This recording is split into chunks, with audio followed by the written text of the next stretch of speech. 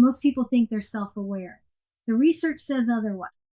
Tasha Urich found that while 95% of people believe they are self-aware, only 10 to 15% actually demonstrate it when tested against external data. That gap between how you see yourself and how the data sees you is exactly why this assessment exists, and exactly why how you take it matters as much as the results.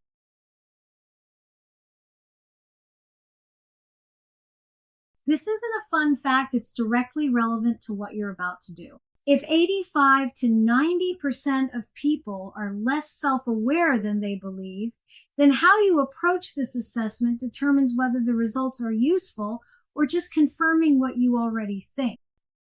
In Module 1, we established that executive presence is a perception gap.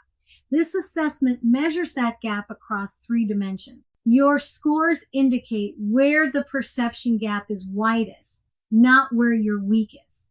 That's the question that matters.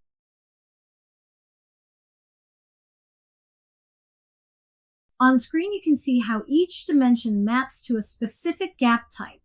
Authority measures the gap between earning the role and occupying it. Context surfaces the mismatch between your style and the organization's expectations. Expression captures the distance between your internal depth and your external display. Each dimension produces a score. Together, they tell you where to focus your development work, not by labeling a weakness, but by pointing to where the audience's experience diverges most from your intention.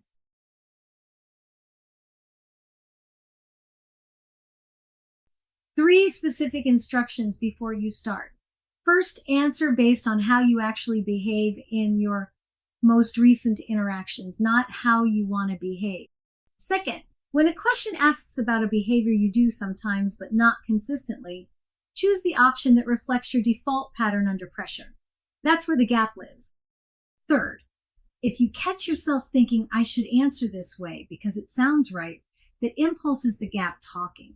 The aspirational answer feels more honest because it reflects who you want to be. The behavioral answer is more honest because it reflects what the room actually sees.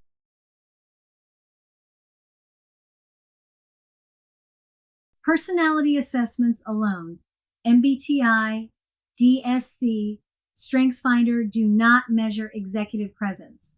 They measure preferences and traits. Executive presence is about whether the room experiences your capability, and that requires instruments that capture the distance between how you see yourself and how others experience you. The screen shows the 3-tier assessment budget. Tier 1 is a 360 only, the minimum viable diagnostic. Tier 2 adds 1 gap-specific instrument.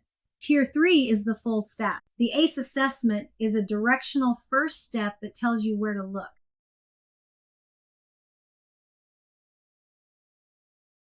Before you take the assessment, think about one thing. When was the last time your perception of your own behavior in a meeting was significantly different from the feedback you received after? Hold that memory. It tells you exactly how wide the gap between self-assessment and external data can be. Now take the assessment with that awareness. It takes about 5 minutes. Answer with your default under pressure behavior in mind, not your best case scenario. When you have your results, come back. We'll walk through what those scores actually mean and what they don't.